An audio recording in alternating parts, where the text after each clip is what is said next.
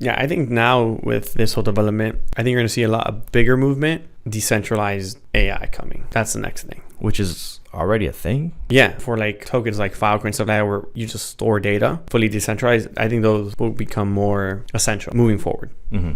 Do you think that AI will be more on blockchain tech? I mean, which one we get first? Because there are already some like AI coins out there. I don't know too many about them. I don't know much about them either.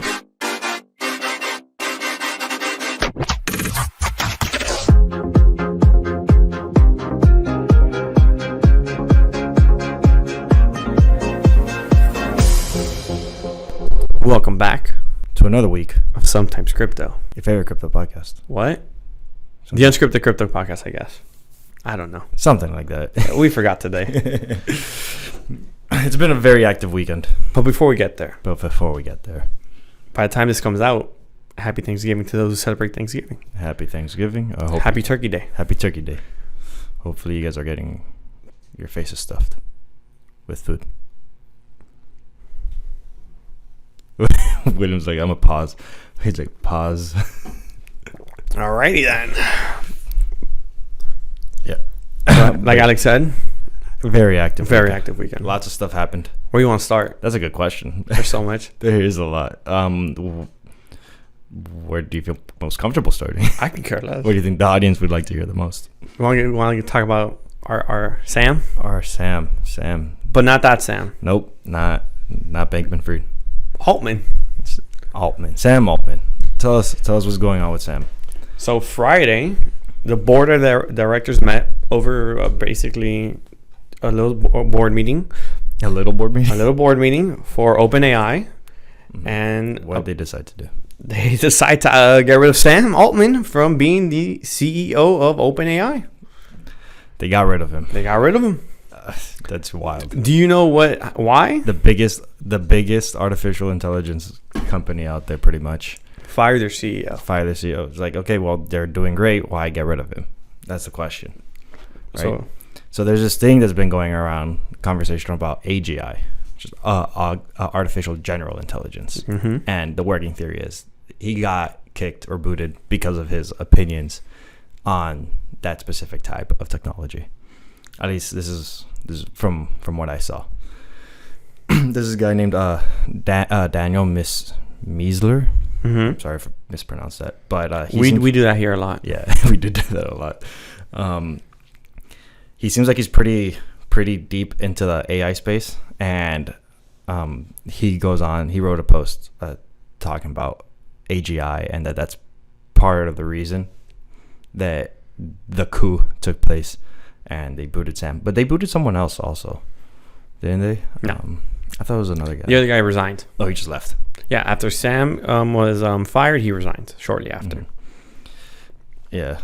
Yeah. So, essentially, AGI is this, like, technology that's the AI that people are afraid of. Where the ones that take over the world. It's pretty much can be self-sufficient. And that's Skynet. Close to it. And it seems like people on the board believe that they are either at that point where AGI is imminent or already exists, and Sam just wanted to keep on. If I understood this correctly, Sam wanted to keep on going forward with it. So Sam wants to accelerate. He doesn't want technology to be like stifled down or like slowed down. And the board was like, no, we need to take this very serious and slow down. So the rest of the people in OpenAI don't want AGI to be a thing in the relatively near future, and they want to like slow down. There's these two groups apparently that are against AGI, and they want to slow down, make sure the decisions so essentially it's not that they're against AGI, they just want AGI to be on the side of the humans. They don't want there to be any miscommunication where, well, let's fix global warming. Okay, cool. Eliminate humans. And of course, for-profit businesses or big business, big corporations are going to definitely want humans to be alive. Yeah. Or not humans to be alive, but now want to accelerate AI further. Mm-hmm.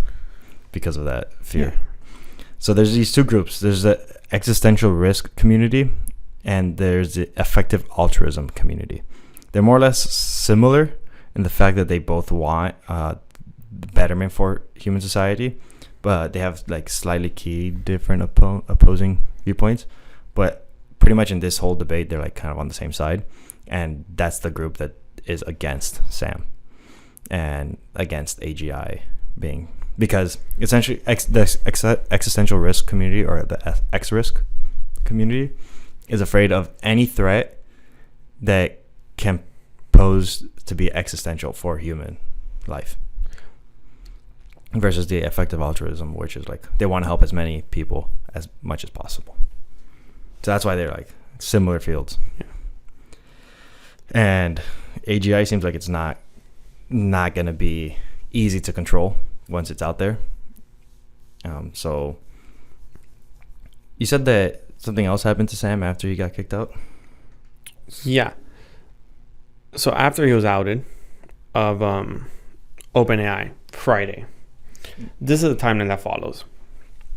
Sam Altman fired from CEO. OpenAI appoints Mira Murati as interim CEO. Mira wants Sam Altman in the company. Looks like Sam Altman will again become CEO, because that was talked about on Twitter. Like, that was one of the things that I did see. Second thing is, board surprisingly appoints Emmett Shear as a new CEO. That's the ex-Twitch CEO. Twitch, yeah. And today was announced Sam Altman joins the Microsoft team. Today being Monday. November 20th, yeah. Monday. So Sam got picked up by Microsoft. Which is, not conspiracy, but more so coincidence, if you want to say. Who is the largest investor in OpenAI? Microsoft? With $10 billion. $10 billion? Yes, I believe. So Microsoft definitely saw the technology that OpenAI is coming with. Yes, and hired him. But not just that, though. In that deal, Microsoft has full access to OpenAI's training data, what they're doing, everything. No way. Yeah, they don't. It's not. Okay, so it's like it's a $10 billion investment. True. It's a big chunk of money. If I'm not mistaken, it was $10 billion. Something like, okay. And that's a large chunk of change. Yeah. So it's kind of interesting how the company that they are a large owner of, but they can't fully buy outright because it is a non-profit. They just, instead, the CEO gets let go, they pick up their CEO. I think it was planned. You think it was planned? 100%. You think that there was some colluding.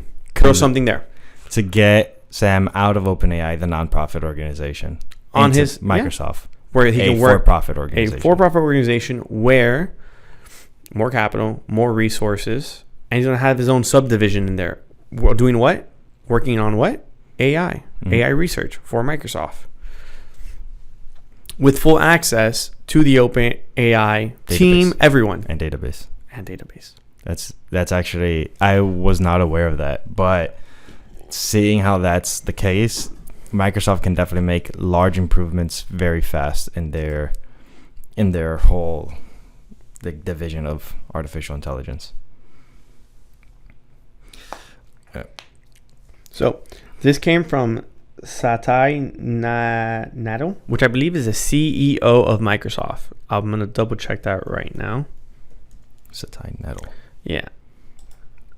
He tweeted something? Yeah, which is it is him. He's been the CEO of Microsoft since 2014, since Bill Gates stepped down, basically.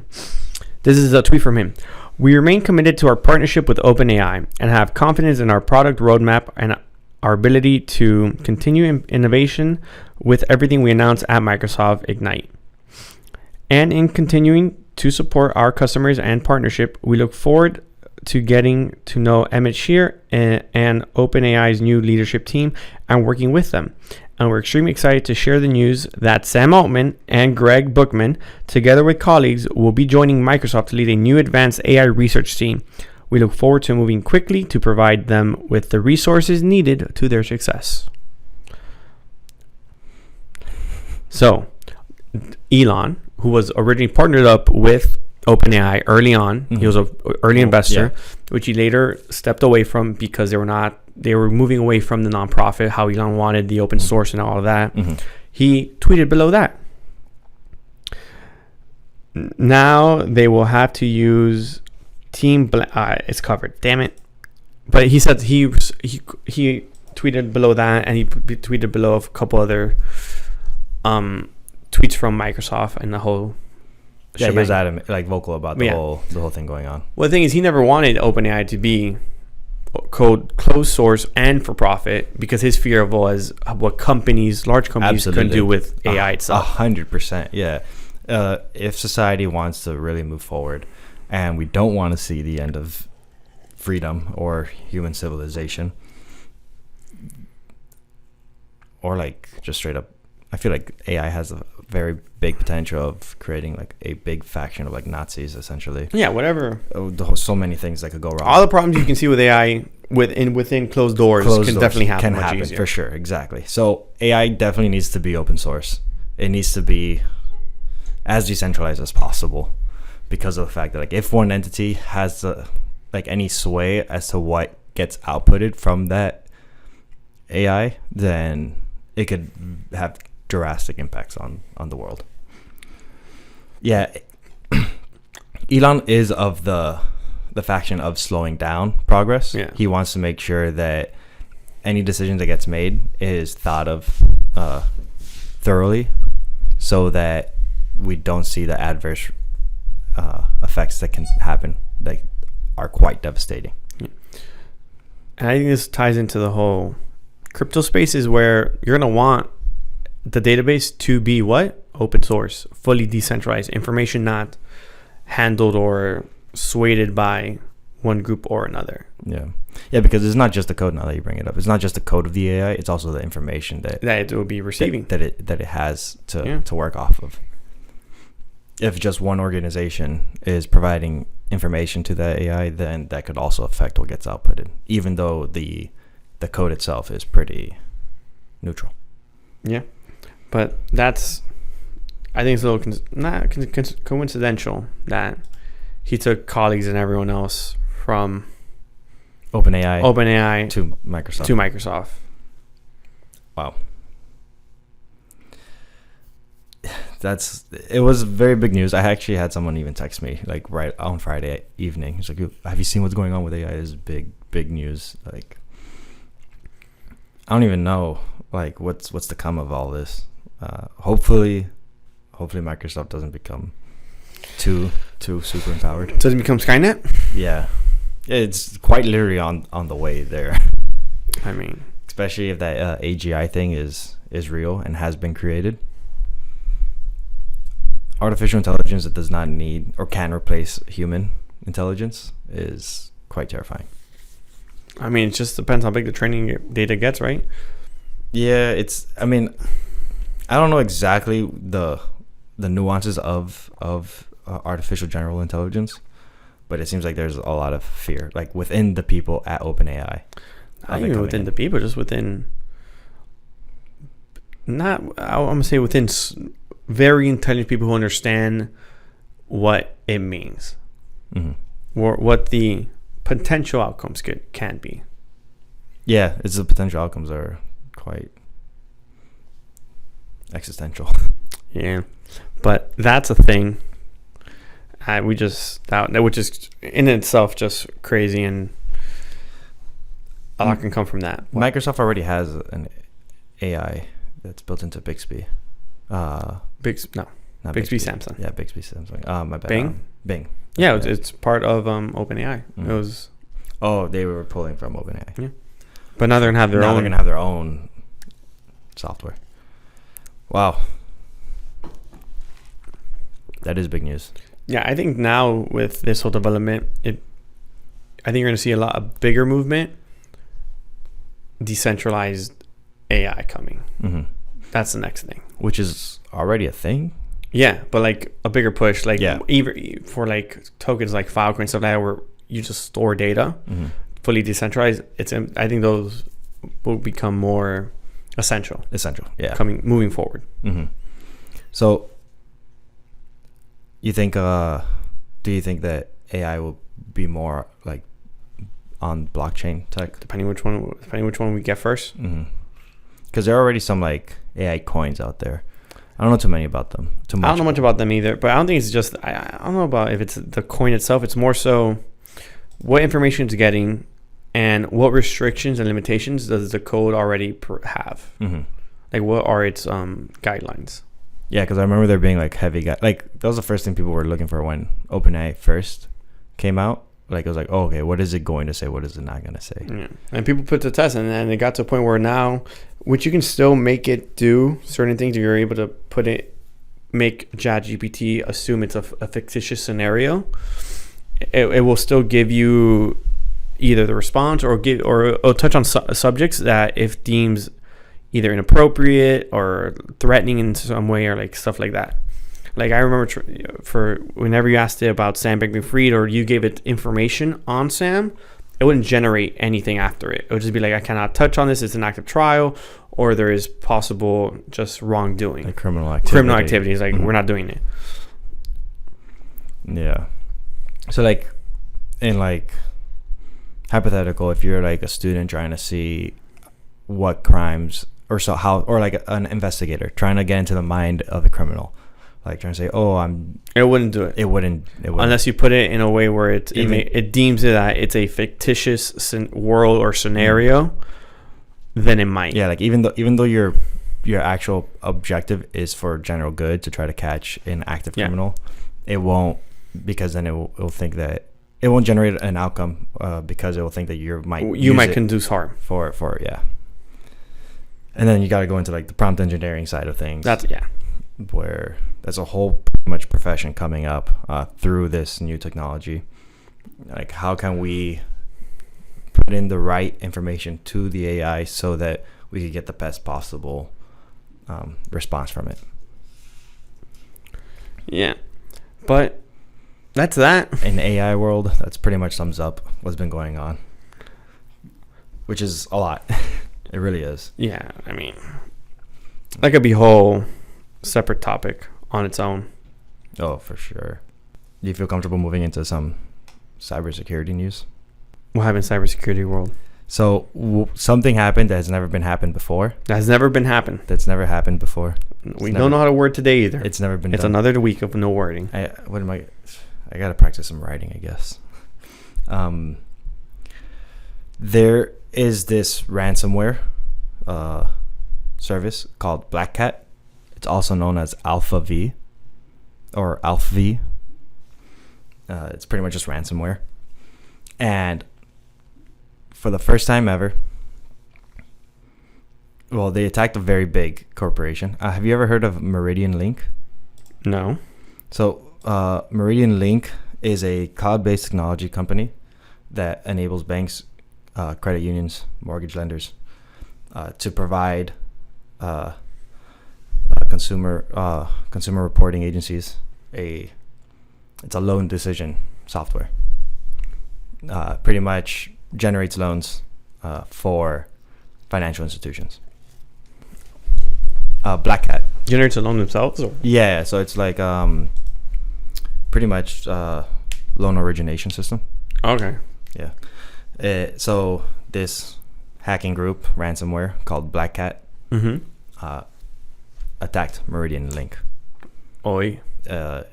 It didn't. So ransomware typically means that we're going to get access to all your files and your systems, encrypt it, and hold it up for ransom. So like, okay, you will no longer have access to this. While they themselves can't really use it either. Well, they could. They pretty much. They probably made like a copy of it. Okay. Ransom. Yeah. Once you're into a system like that, you could encrypt it. You could pretty much download a copy of it. Okay. But they they didn't encrypt it. They left it completely open. But they told them they let Meridian Link know. Oh, we got access to your files.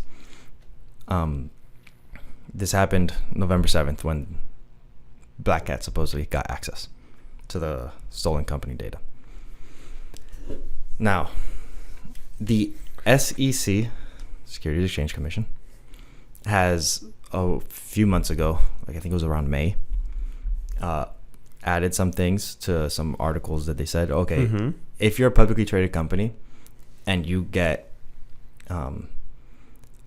material information about a cybersecurity attack on your company that could affect stakeholders' positions, you need to disclose it within 4 days. You once the company is aware of the situation, within 4 days they need to make it public knowledge that they were attacked, what's been compromised, what mediation's is being the taken severity of the situation, essentially, so that the investors could know what's going on. So they could dump the shit out of your stock. Pretty much, so that they're safe in what's going on. Yeah, so you can get out. So previous ransomware groups have always used the SEC as a way of leveraging their position and saying, "Oh, we have your ransom, we have your systems. You've been compromised. You need to send over the money now, or A, you won't get your information, or we won't leak it." So there's different things. Either they won't unencrypt the software, they will leak your information, and the third thing was like, "Oh, we're going to report you to the SEC." It's never been done until Blackcat did that this past weekend. This hacking group reported to the SEC that they hacked Meridian Link and that they never disclosed anything. But when did they hack Meridian Link? November 7th. It's November 20th. Oh. Yeah. So 4 days later, they saw that Blackcat saw that Meridian Link didn't do anything. They didn't get the money, nothing, because they still had their system. Meridian Link was still operating just fine. Okay. Because it wasn't encrypted. So Meridian Link was like, okay, either they're bullshitting us, don't actually have any information, or just saw it as like they probably do, but disregarded it. They're not going to pay the ransom. Yeah. And then Blackcat was like, okay, well, they posted it. They contacted Meridian again. They're like, look, you haven't paid us. You haven't told the SEC.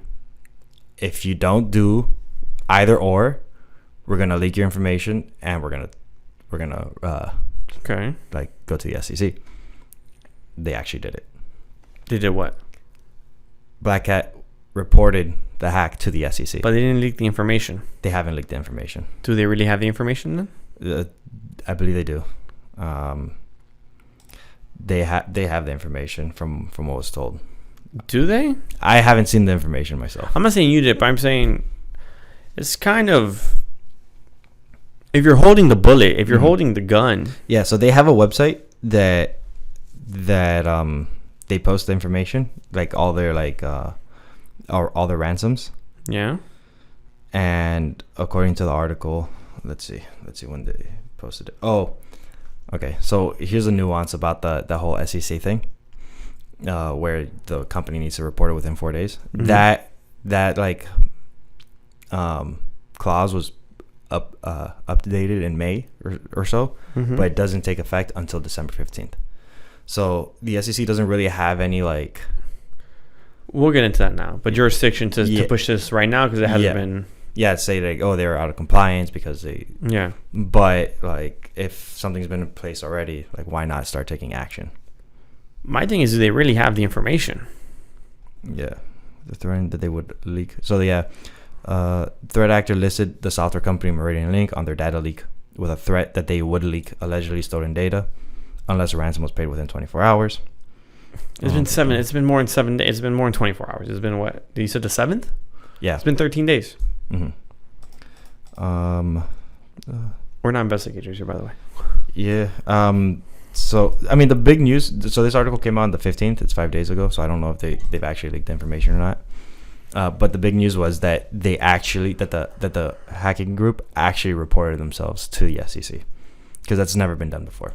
They've always used it as a threat, but they've never followed through and reported the hack to the SEC. They told the SEC that the Meridian Link is not disclosing a cybersecurity incident that impacted customer data and operational information. But there's no proof it did. There is no proof it did, because from what I'm seeing. That's what I'm saying. I think this is a little. I hope it's not. I hope it is. They're just holding blanks, because it'll be beneficial for everyone. Okay, Meridian Link confirms the cyber attack in a statement for Bleeping Computer that after identifying the incident, it acted immediately to contain the threat and engaged a team of third-party experts to investigate. The company added that it's still working to determine if any consumer personal information was impacted by cyber attack, and it will notify affected parties if so. Meridian Link said, based on our investigation to date, we have identified no evidence of unauthorized access to our product production platform, and the incident has caused minimal business interruptions. That was, again, the 15th. If anything has changed since then, I'm not sure. Yeah, there's no updated information as of yet from there. Yeah. The thing that caught my eye initially was the fact that these people, again, sent their complaint to the SEC. But it makes sense, though. No one's done it before. Yeah, but because now you're outing yourself. That's the exposure, saying, oh, like you might be able to track them. You might find someone who's a part of that group. Maybe, but the thing is, they could, again, not my space, but it depends how much they really went in. Mm-hmm. Maybe just went in and hacked a little bit. Mm-hmm. Like they couldn't break into the actual. Yeah. So, because my thing is, you would want to shut it down so you can really get paid. Because now you're not causing enough pain to get paid. Yeah. Yeah, if the pain isn't there, then it's like, okay, cool. I think it's like a semi-bluff. Yeah, like if a company gets hacked for some photos of its products, okay, cool. You reached our photos. We publicly show those anyways. Yeah. It doesn't make me. But if you hack the software, the actual software, and you're like, no, we haven't exposed it. User emails, user addresses. Yeah. That's a different story. Mm-hmm. Yeah, that's a completely different story. I hope they're holding blanks, so it would be beneficial for the parties involved, like in the attack. Of course, yeah. That's what it sounds like to me. What I think is interesting is just the report to the SEC is the fact that like these hackers, although they are acting in bad faith because they're taking advantage. Mm-hmm. They are like, look, if you don't fix it, someone else is going to do it. Like the way these people think is like kind of like cynical in a sense. I want to say, where if you are like exposed, we will expose you. It's going to cost a hefty price because of the fact that like we took advantage of it and we found out. But at least now you know there's something wrong with your system and you can make it better. That's straight up how they think. Okay, cool. You got exposed. Like I'm not gonna be on this podcast shitting on hackers. Because I don't want to get dealt. I don't want to get dealt a hand. I don't want to deal with later on in my life. You know what I'm saying? I don't want to deal with this later on. Repercussions. But you're holding blanks. Yeah. You're not holding pocket aces, in my opinion. No, you're not. They're not holding pocket aces No. against Meridian Link. It doesn't seem like it. Well, that's up to them and Meridian Link to hash it out. And now it's up to Meridian Link to see if they want to call that bluff or not. That's not my business. 100%. 100%. Without a doubt. Interesting developments. Yeah. That sucks, though. It sucks for Meridian Link because now they got to deal with it. It also kind of sucks for Blackcat if you're caught on your bluff and it's real, and it's like you really caught nothing.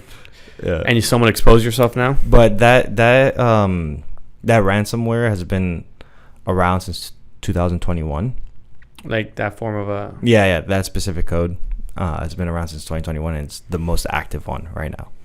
It's like just constantly being used. It's like a ransomware as a service. So essentially what it is, it's if you want to attack a company, you would reach out to Blackcat, the people who operate Blackcat, and they'll pretty much take charge of it and do the whole attack, and then they'll charge you a commission for trying to hit that target. Yo, hacking such an underground world. It's wild out there. So interesting. It is insane.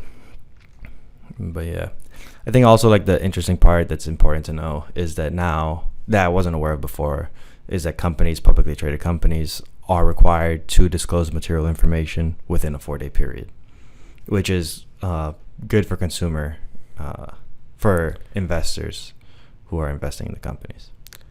Okay. If they are compliant. Man. And if they're not compliant, then they face a little fine. Penalties, yeah. Yeah, I mean, listen, man. Stop it. All this... the government's in on it. The government's in on this bullshit. It's in it. Maybe not. What do you mean, maybe? Why do you say the government? Because politicians trade these stocks. Oh, I see. They probably want those 4 days. Like, I might need to get out of this one too. Yeah, that's why they put it for 4 days instead of. Like, I need to get out of that trade instead of immediately. They just go. I just bought like 10 of those. I just bought 10 mil worth of that. Oof. I might need to get out of this one. Gonna sell. Then it releases the information. Exactly. Possibly. You brought up the SEC. I did bring up the SEC. So, is there more stuff going on with the SEC, William? Not with the SEC per se, but presidential candidate Vivek Ramaswamy. What does that have to do with the SEC? Has a lot to do with the SEC. Vivek has a lot to do with the SEC. Is it that he wants to get rid of everyone in the SEC? Yes. I mean, he wants to get rid of everyone in government, pretty much. He's taking Elon's approach. Get rid of 50%, delete everything, and if you don't add 10%, it's not enough. then that's when you know you need to delete enough. You have to bring back 10% of it. Yeah. If you don't have to bring back 10% of it, then you didn't take off enough. So the reason it sides with the SEC is because Vivek brought up a case that happened in West Virginia against the EPA. So apparently the EPA was just... let me see if I can put it up. So basically, is a certain regulations that the EPA imposed within West Virginia never went through Congress, and it was just the agency just added those regulations, which for the most part they can do. However, if it has a $2,000 impact per person, then it must go through the front door of Congress. Meaning, if it affects a large enough people at a large enough dollar amount, Congress has to be the one who in place or votes on those regulations to see if they deem it fair for the public or not to vote on democratically. It's not just something you impose. Mm-hmm. The reason this ties into the SEC is because most of these agencies do not bring their regulations through Congress. They just go ahead and pass it. Is from what Vivek was saying. Okay, so like the agencies just kind of like have their own free reign and yes, putting in whatever policies they want to put in without having to pass it through a committee. So essentially, with this case and West Virginia winning against the EPA, essentially puts it now that you can with this ruling, it puts into question all regulations that the SEC is placing on crypto without going through Congress. Essentially, meaning travel. So everything in West Virginia that's going on with crypto, not with crypto, just in not West Virginia. As president, okay, over all courts, because now a court in West Virginia found that the EPA was wrong for doing that, for implementing those regulations without going through Congress. Okay, so it wouldn't just be EPA; it would be all. So Vivek didn't do anything. He's just making note of something that took place and what he would take action with when he's. Oh no, he brought out policies as well. Yeah, that he would implement, but that's for crypto. That I just wanted to get. You said how does that implement with the SEC? Okay, the SEC. That's how it implements. Yeah, I see. They can add that. Yeah, they could add like this whole thing about. But is that overreach? Reporting. Why didn't it go through Congress? Whether it is or isn't, not what I'm arguing. I'm just saying in general for other policies that might be in place. Exactly. Then going to tie into crypto is a lot of crypto policies have not gone through Congress. Why? Either they do know the information and choose to ignore it, or they don't know the information, just rather leave it up to the SEC to handle and not backtrack. I see. Damn. Okay. So Vivek has, however, what he has proposed are three, as of right now, from this was dropped November 16th, these three policies: freedom to code, freedom to financial self-reliance, and freedom of regulatory overreach. Facts. Those are... Well, freedom to code is pretty much protected already by the First Amendment, right? But people are not making that argument. So what he's saying is developers shall enjoy the freedom to write and publish the code. So Tornado Cash, for example. True. Okay. Good example. Right? Very good example. So they were going after developers for creating a privacy token. The token itself. Well, his argument is, why are we going after the developers of this code and not the bad actors who are using the code in bad faith? Correct. And also punishing those for how you said, how when we talked about Tornado Cash, they're sending some Tornado Cash to just random wallets, so that it puts them under sanction, and they are no longer able to. Yeah, that's messed up. It protects them as well. That's a whole attack. Exactly. It protects them as well, saying just because I had Tornado Cash, which I didn't, which you can clearly see. Yeah, because the thing is, to receive any token, all you need is a public address. If someone has your public address, which is easy to find, especially if you dox yourself. Like in the case for Tornado Cash, it happened to be very famous. It was famous people. Famous influence. Yeah.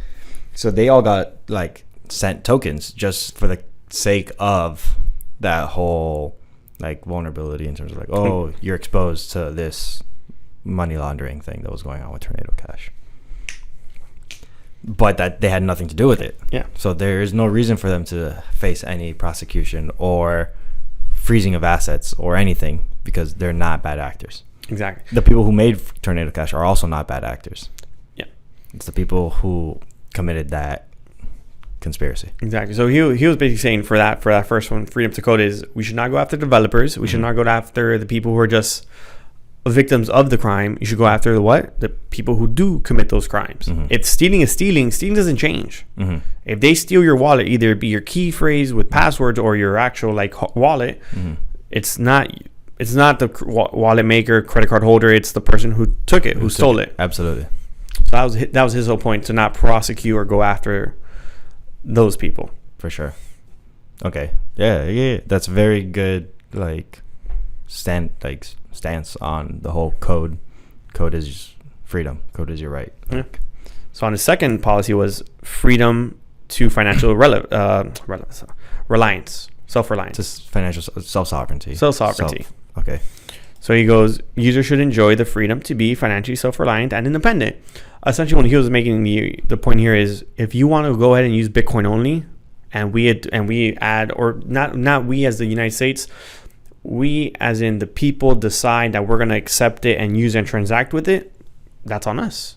There's no reason why the government should say we shouldn't, or ban it, or go against it.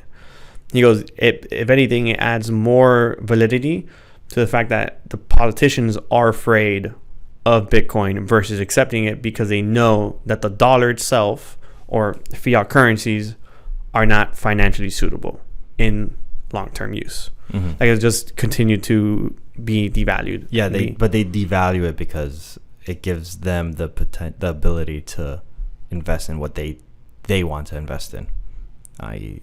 their own self-interests, whether it be companies, countries. I don't think that's why in terms of the government, I think it's more so just devalue it to keep on running the printer, to keep on running the machine. Yeah. Because we create such a problem that the way it's currently handled, there's no other way of fixing it. But the reason why they're running this machine is because they have like these own like stances that they're making. Like, for example, environmentalism.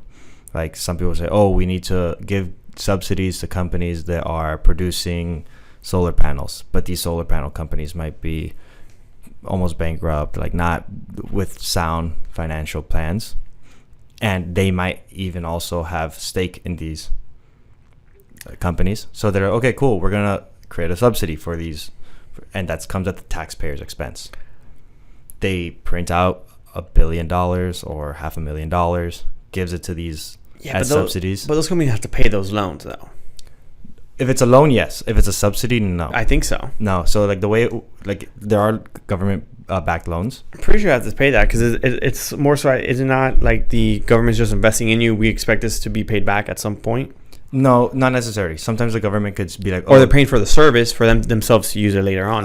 Yeah. It's like, okay, well, we're gonna create this infrastructure, and this will generate some money in the future, which can be potentially good. But the thing is, when there's personal ties to those entities, to those companies, then it becomes corrupt. It's like, okay, now you're swaying your decision. Your decision might not be in the general interest of the public, but more so in the general interest of your pocket. I think it's a small subset. Yeah, I think that's a smaller section. I think the bigger section is more so when governments go and just do the exact same thing, but to either aid wars we don't want to be partaking in, or not aid, because for the most part, aid is not a bad thing, but it's more so also, damn, I lost my train of thought. Well, definitely aiding a war, I don't think is right. Protecting someone, fine. Like, if it's in terms of protection, and I'm not talking about anything in particular that's going on. I'm just saying, like, I wouldn't necessarily think about it. What? Okay, so Want to keep it simple? It's more so government is overspending right now at a very large rate, and there's nothing that they're doing, any policies or nothing, to cut down on spending.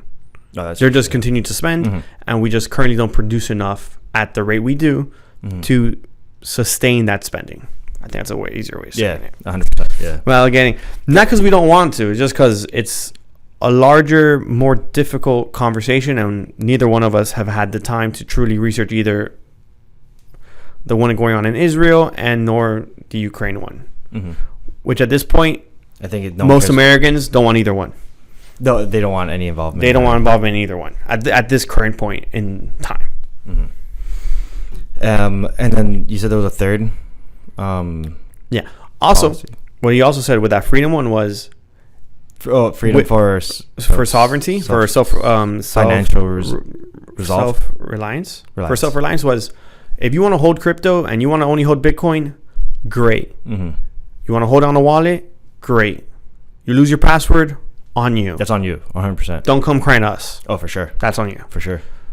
Yeah, I mean, he just makes that clear. If I'm a government agency and you want this thing that gives you so much power, okay, cool, you could have it. This is my personal thing. Like if I'm a position of government, and you want something I'm all for that. Great, power to the people. But then you get into a headache, and bro, that's not my. Exactly. That's also what he said. He goes, on you want it, great, on you. Do not come crying to us. 100%. That's on you. I think his main thing was, sorry to interrupt, was we should allow it to be used and allow people to have it. Why? Because they're going to use it anyways. It's already here. It's not going anywhere. Let's work with the system. I think the opposing view in politics right now would be Elizabeth Warren's stance, where she's completely against self-sovereignty of your own coins, mostly because of like the fact that you could do whatever you want with your money. You could send it to whoever you want to. And the position that she used was with the war going on. That I think she said that, and she was wrong. That she was wrong, and they proved her wrong 10 seconds later. Because just how, sorry, that people were funding terrorist organizations. I'll say through crypto wallets. The original news that article that came out was that he's bringing up was Hamas has received millions of dollars through crypto from the time the war started, which is false. It's just false. The reason why is because Hamas themselves made a statement earlier within the year saying we'll no longer be using crypto because it is too transparent. Yeah, and they can see how much money we're receiving and how much money we're getting. It does not suit our needs. Yeah, of course. I mean, like, if you don't want transparency like that, where you don't want your enemies to know how much money you have to continue fighting, then it doesn't work out for you. And if I'm not mistaken, I think the amount of money they did receive in crypto from her number was like, I think, millions of dollars. It was like $400,000 or less. I think it was less. That's why I said or less. Because I think it was. I'm saying 400,000 because that's what I have in my brain right now. But I think it was less than that. Yeah, I saw some number and I was like, exactly nothing. Also, they brought up wallets that apparently were active. Some of those wallets haven't been touched in the last 2.5 years, and some of them only had $30 in it. Yeah, she's against crypto. She's against it because of the fact of it gives you the freedom to do whatever the f you want. So lastly was freedom of regulatory overreach. Projects should enjoy freedom from regulatory overreach and uncertainty. Meaning, yes, some regulation is good, but don't do what the SEC is currently doing. I mean, 100% I agree with all that. I feel like there's another form of political overreach, which comes with the printing of money. How they could kind of... Jerome Powell, for instance, he could make the decision of increasing interest rates or not. Like, that's a lot of power for one person to have. In the case of the way the economy set up right now, like, that falls under his domain. But it's not fair for entities, individuals, or corporations in determining how they're going to be spending their money when one person can determine if their money is going to be worth more or less the next day. It also happened with Nixon back when he took the dollar and depegged it a little bit from the a little. Oh yeah, he depegged it a little bit, and then the next guy completely removed it. Yeah, but more so, his argument for here was we're currently at a point in time in crypto and blockchain where in the U.S. mainly, we don't have clear guidance on things, and they want to backtrack whenever something's done. So what he's saying is, right now, developers, builders don't know what to do because they're afraid. Not afraid, but more so they're like, what are they going to attack us for in the future? Mm-hmm. They're like predetermined. They have to pre-think of what can go wrong or what can not. That reminds me of the guy. Which, also to point out, he is the first candidate, president, whatever you want to say, with any sort of policies, any sort of ideas of policies. Yeah. I don't think it's a Silk Road, but there's this guy who's in prison right now for creating a marketplace on the dark web. It happened to be a marketplace for drugs, but the marketplace could be used for anything. That marketplace was mostly being used for drugs, and then he got arrested for that, even though he didn't sell any narcotics himself.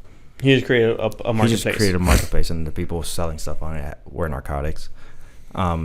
Everyone's like, oh, he doesn't deserve to be in prison because he just made a platform for people to exchange goods and services.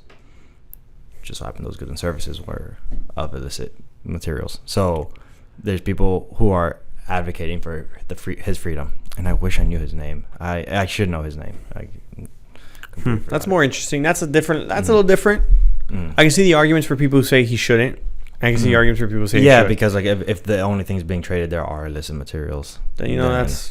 Yeah, but like it just also especially if he's making money off of it, which I assume he is in some way, shape, or he was. I assume, I don't know. I have zero. Yeah, the assumption would be that he is because it's a marketplace, and if he's providing a platform, then a commission should be. But then again, I would have to go do some research and bring that back. You want me to add some more fun to the Vivek? Why I like him personally? Okay. Because I ain't what's the term? Partisan? You ain't bipartisan? I'm not in this situation. You're not partisan. Fuck everyone. So you do fall between party lines? Oh, yeah. Vivek, no, I don't know what that means, but okay, so partisan means like, oh, you're either left wing, right wing, blue or red. Like you have like a specific party that you agree with more. No. I like Vivek, that's it. Okay, so you are in general like bipartisan. Like you don't care about political parties. You just want greater ideas, and you happen to think that Vivek has those good ideas. Yes. Okay, cool. Another good idea he had, which I think you'll like this one. He is saying that we should also put the dollar back on backing. Mm-hmm.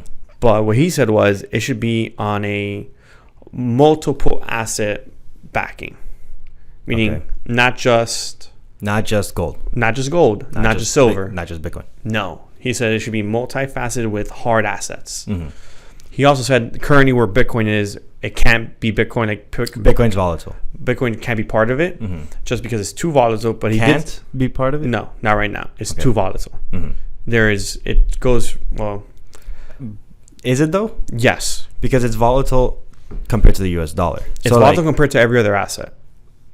If you're going from $69,000 to $15,000 within a span of 3 months, there are very few assets that are going to depreciate in value in that speed. Oh no, I don't think there's many assets. That's the argument he said. Okay, essentially, I have a counter to that. I think that's bad, but continue. I'm sorry. No, that's fine. And he just said that as Bitcoin progressively just slows down that jump in price and volatility, it will be 100% part of it in his mind. Okay. What's your counter? Well, the thing is, when you back a currency to another currency and you peg it, like it should be pegged. So let's say one Bitcoin equals $1 million. If you have, or $100 million in this case, a dollar is set.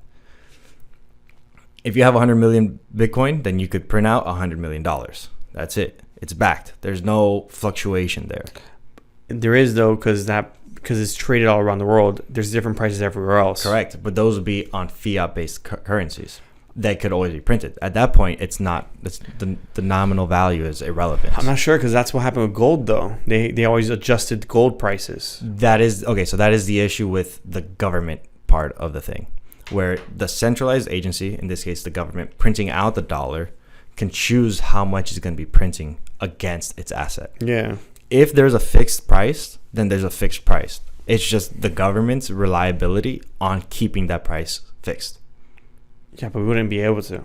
I mean, not we wouldn't. It would be very difficult to keep it fixed when we fluctuate the price. That's the issue, that we are fluctuating. The price is being set by the market. Exactly. Mm-hmm. But that's what we're saying right now, though. If the current market decides Bitcoin is worth $100,000, and the next 2 years they're saying it's worth 50, the market determined that it's worth 50 now. Whether you're whatever it's backing lost half of its value. That's the market. The reason why the market would change is because the liquidity of the currency has changed. Yes. Okay. If the liquidity of the currency does not change, it's going to change. Why would it change? Because it's how much liquid it's in the market. It's how much Bitcoin is being its volume within the market. No, it's how much Bitcoin is held by the U.S. government. In this particular case, if the government wants to have a dollar pegged to Bitcoin or to gold, it needs to have that amount asset. of gold, and it needs to have that asset there.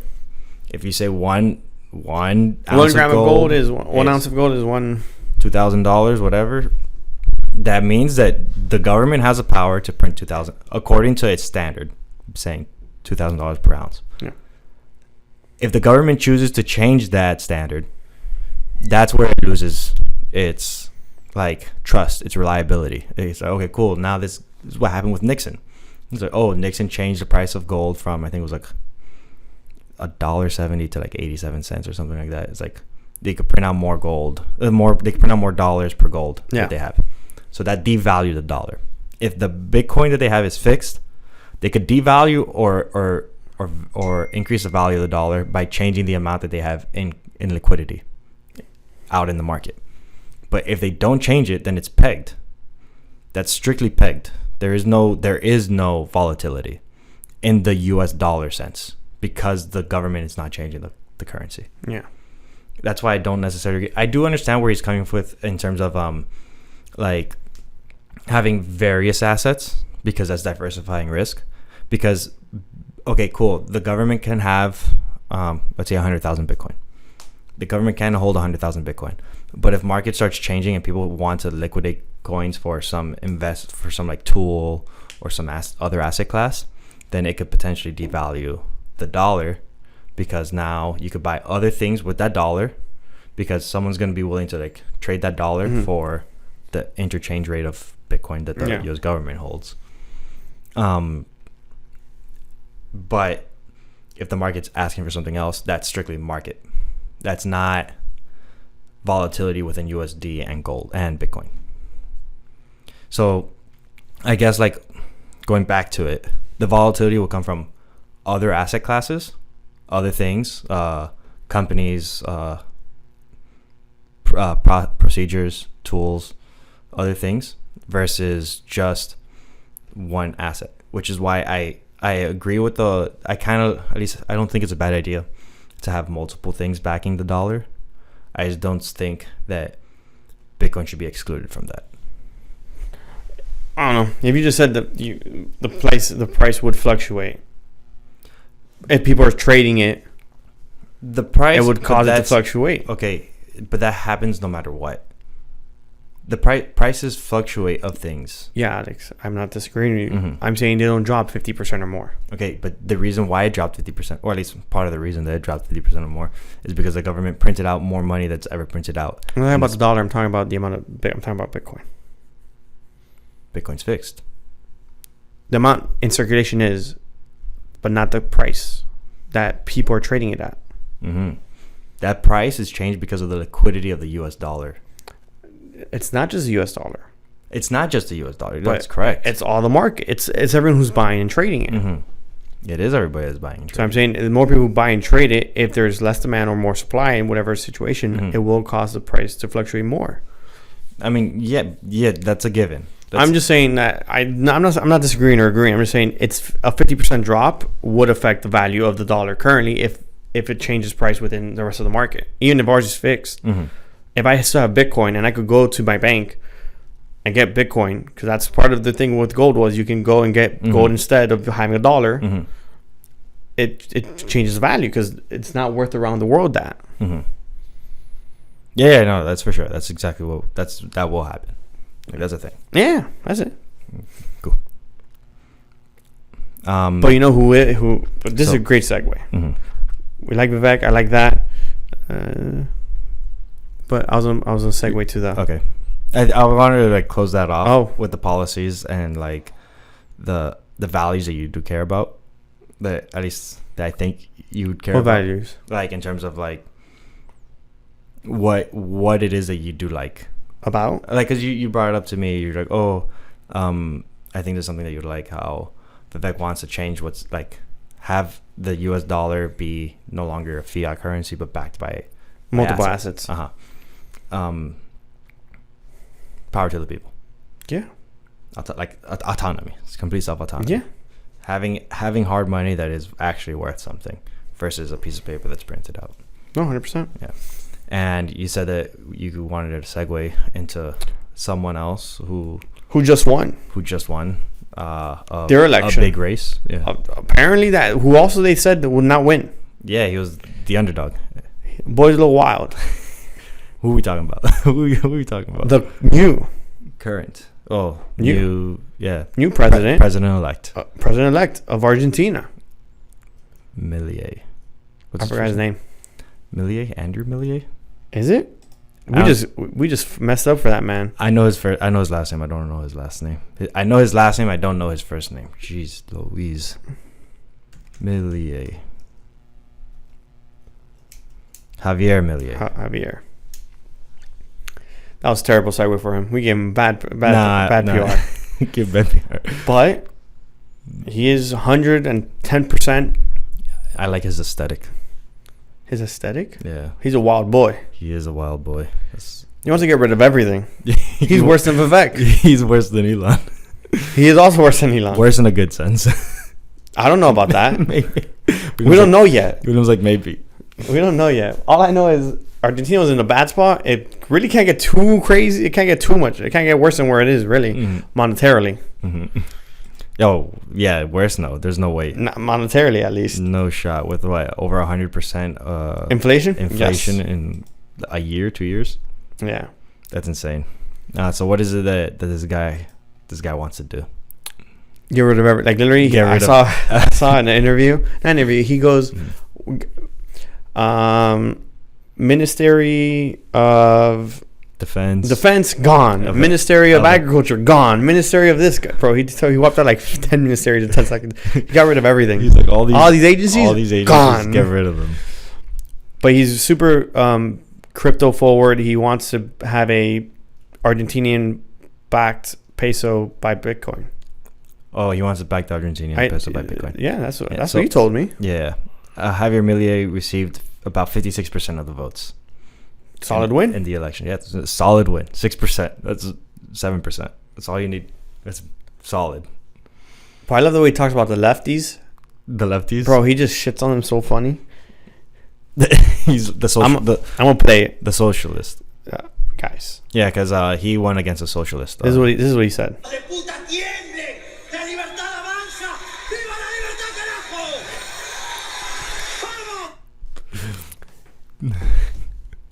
Vive la libertad, carajo. He goes, leftist sons of bitches, be afraid. You guys want to see that interview? Go to PBD Podcast on Twitter. They posted it. That had me dying. That's funny. That guy does seem like a... He is 100% a wild card.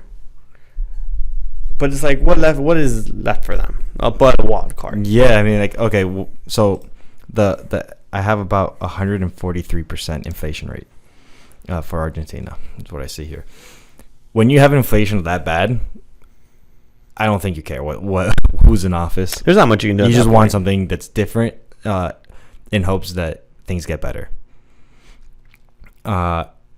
He was the underdog. He was the one person that no one expected to win. And yeah, he definitely wants to. Oh, not only okay. You said that he wanted to get rid of the Ministry of Defense, Ministry of Agriculture, and all this stuff. Another thing that he wants to get rid of is the Central Bank of Argentina. He also does want to do that. Which is wild. That is a bold move. That is definitely saying no more fiat currency for Argentina. That's crypto backed. No. He's a wild one. I mean, Oh, he wants to cut the number of government ministries from 18 to 8. Wild boy. That is. I mean, Vivek wants to cut the federal agents by half. By half? Yeah. In the first couple months. Oh, I think I found the video of what you're talking about. Let's see if I have some audio over here.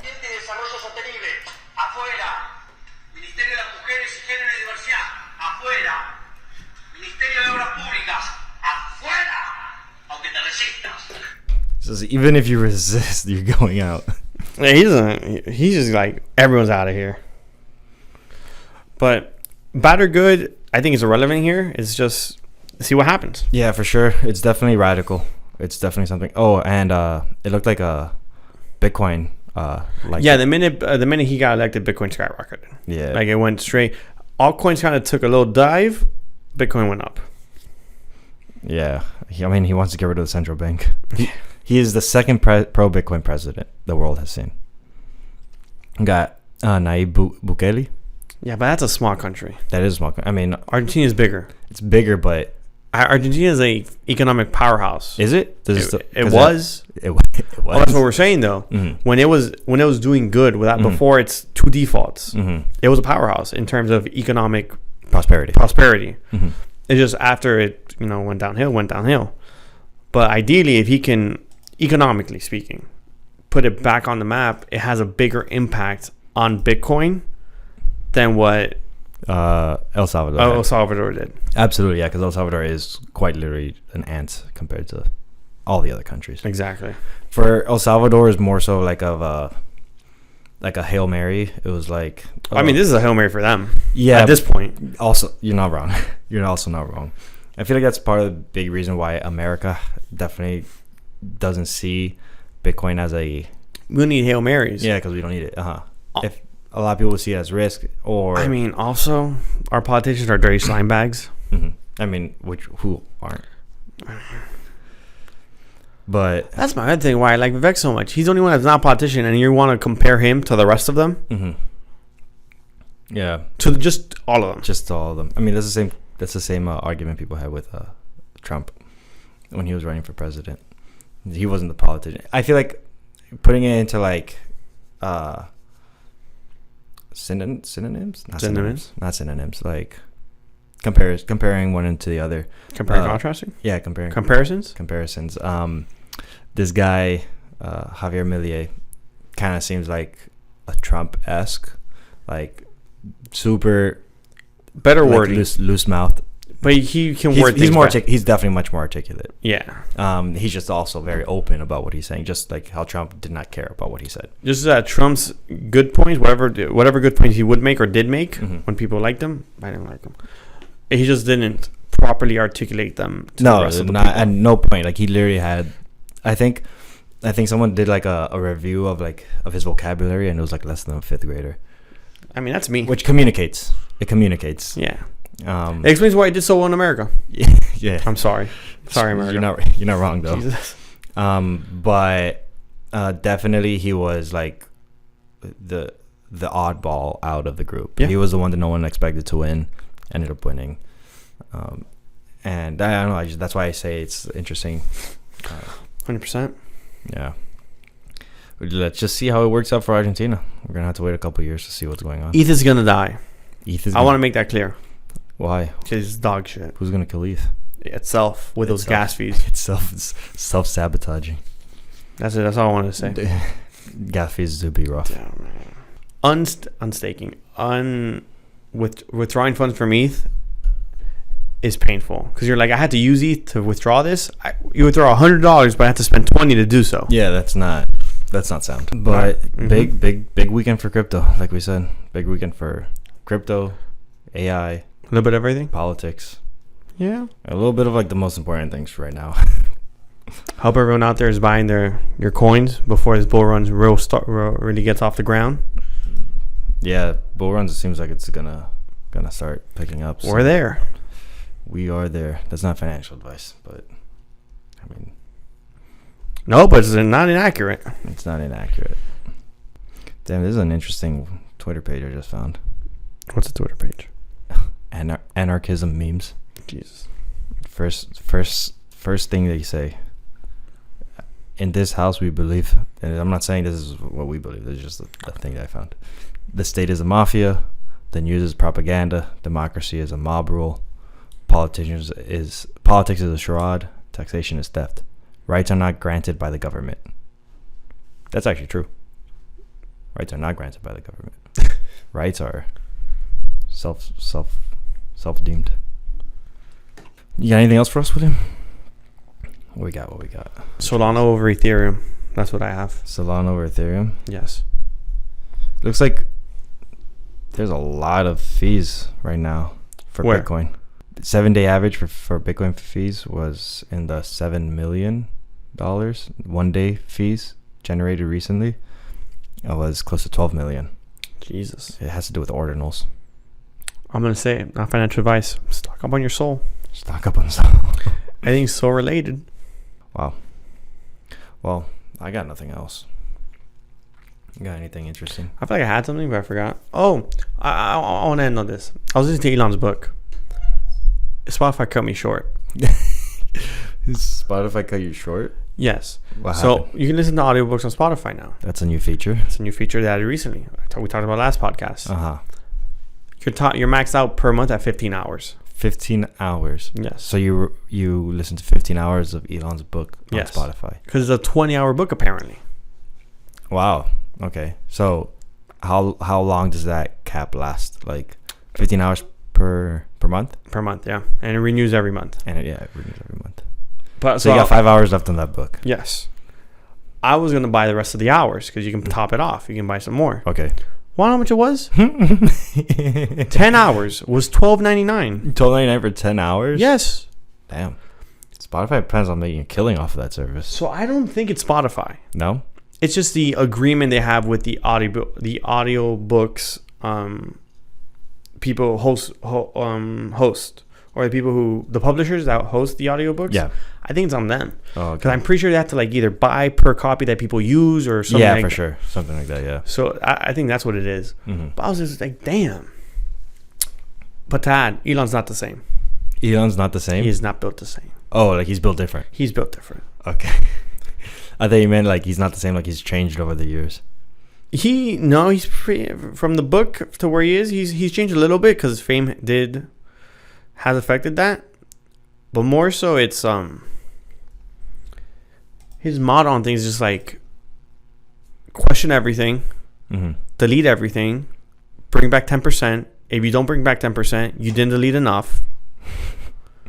If you don't have to rehire 10%, Not higher, like in bring anything. back. Uh-huh. I mean, like you for a have to- Starship, he goes make it as simple as possible. Mm-hmm. If we don't have to bring back 10% of things we removed from Starship, Mm-hmm. we didn't make it simple enough. Mm-hmm. That goes for the Starship. That goes for the rockets. That guy operates on a lean strategy. Well, he had to. That's the only reason he was able to make money. Mm-hmm. Because all his companies, until recent, were bleeding money. True. I mean, Twitter was bleeding money. That's why he did what he did. And that's why he rehired so many of the developers he got rid of. And coders and everything. Yeah. Everyone was like, I remember when he did that, everyone was like judging him and just being like, why do you get rid of so many essential staff at Twitter? Because He goes, they're not essential. they're not essential. Until he's like, oh, maybe this guy was. That guy was. But the only way to tell is once you get rid is of once them. you get rid of them. Like, actually get rid of them. That's why Vivek needs to clean out the Want to know how he would do it? the swamp. What? You know, want to know how Vivek would do it? Sure. Because apparently you can't just get rid of people selectively because that can tie into it's like whatever laws or protections there are. For sure. So the only way to do mass Layoffs. is what he said was, I'm going to get, the beginning of your number starts, for an example, starts with your beginning of your number, your social security number is even, you stay. Mm-hmm. If it's odd, you leave. What? Just like that. Just like that. Just like that. I don't know how social security numbers are printed, but that's wild. Yep. That is quite insane. And he goes, I don't think that's going to be enough either way. So I'll do it again. If the ending of your number is even, you leave. And if it's odd, you stay. Whoa. So he's going to half it 2 times. Get rid of 75%. It's not 75%, but it's close. It is 75%. getting half and then half. You're right. And he was like, and at that point, we'll go from there. Mm-hmm. And he said this on the pod with PBD, Patrick David. Patrick goes, but you're going to lose some important hires. He goes, we'll just rehire them. We'll just get them back on. He goes, but it's the only way to either get mass layoffs Mm-hmm. without any repercussions, and is the only way to find out who's essential. Mm-hmm.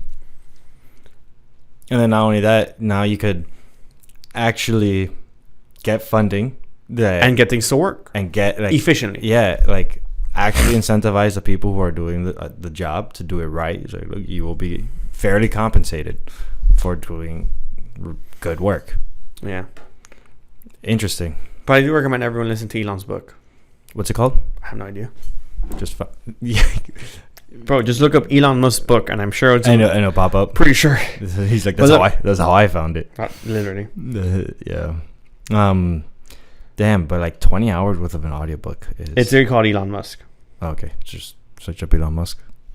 It's a New York Times bestseller. No, I think it just puts in perspective who he is, and part of the reasons why he got the companies to where they are. He's not an easy guy to work with. Dude's intense. No, I'm sure. Like, I'm sure he holds... I couldn't work with him. You wouldn't want to work with him. I would spit at him. I would hit him. Like, I would fight. Like, there's a fist fight coming. Yeah. He talked to me the way he talked to him. I would swing on him. I don't give a fadoodle kick how much. I would have fought him. I 100% guarantee you that much. He talks to me a little crazy like that. I'm hitting him. You can tell they're all engineers, because they not once they swung on me. No. Because I would have swung. If you heard the things that he said. Oh, honey, I was swinging at him. You call me an idiot in front of everyone, I'm swinging on you. He's swinging. I'm hitting you and straight in the face. This guy. But not the point. That's not the point. It's a really good book.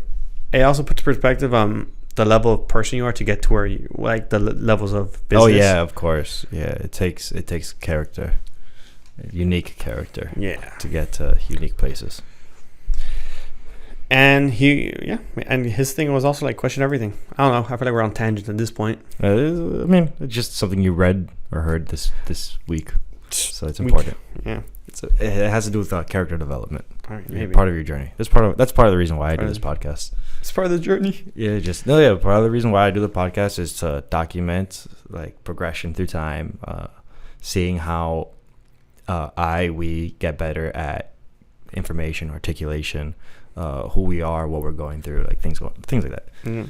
I will say we don't talk about specific coins very often, but if you are interested, you should follow Crypto Banter so you can get like those picks. Yeah, Crypto Banter is very good at talking about a variety of coins. Like, but coins you can probably make 500x on. Allegedly. I don't know about allegedly. Allegedly, because I haven't made 500x on any of those. Oh, granted, I haven't invested in any. All right, maybe that's why. But I'm just saying. That's why I'm saying allegedly. Look, I bought Sol. I'm up.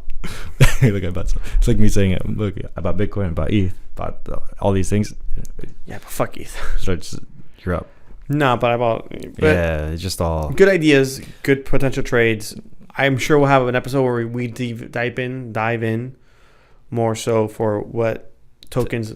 Technical trades. What we'll be looking at in the next bull run. And in this bull run. And the bull run, which hasn't taken off, but it will soon. Yeah, I agree. Like that just seems like what's gonna happen. Bull run is here, and it will. ETFs are around the corner. That was pushed, by the way, until January. Mm-hmm. Bitcoin halving is around the corner. A year and a half from now. Exchange liquidity, all-time lows. Yeah, like it's happening. People also inflow of cash coming in, new money, not just old money. Market cap's grown a little bit. More wallets. I think we passed. I don't know if I said this on an episode or two before. 1 million. We have over 1 million individual Bitcoin wallets holding one Bitcoin in their wallet, which is insane. So yeah, definitely primed for a new run. Yeah. Also, fun information. Last 3 months, 88% of the Bitcoin has not moved. 88%? Yep. Yeah, that's what I'm saying. 12 has been fluctuating. Liquidity is just getting lower and more tighter. So, and these ETFs have to buy that up because those 88% that are holding aren't selling to aren't selling to institutions. Hell no. So, unless they reach 100,000, some of them might. Unless they need it, I don't think so. Unless, yeah. Michael Saylor, Michael Saylor ain't selling. Currently owns 150,000 Bitcoin. 155,000 Bitcoin. Him himself? MicroStrategies. No, more, William. 155,000. I think that's the last purchase they made. No. 155,000 total. Hold on, I think I have a coin somewhere here. You want to put money on it? $20. Let's put $20 on it. $20? Okay, I got you. What's it called? How much Bitcoin does MicroStrategies own? Yeah, but there's a website that says it. How much? I'm sure. Bitcoin. There's a website specifically. I'll find it. That says how much Bitcoin like entities hold. Oh. How much Bitcoin does? As he looks at that, the links for Vivek giving explaining his policy will be in the link, and so will any other topics we talked about. So you guys can go ahead and look it up yourselves. Okay, so in this particular article, it does say 158,400 Bitcoin holdings as a total cost of. He's up $4 billion. October. $4 billion. He's up $4 billion. Wow. That's a lot. He owes me $20. I'm gonna find that website, then I'll show it to him. Okay. But as of right now, I owe him $20. Well, it's been another week of Sometimes Crypto. Stop. Like, subscribe. We'll be here next week. Comment. Happy Thanksgiving to those. I reply when I get to them. I promise I do reply.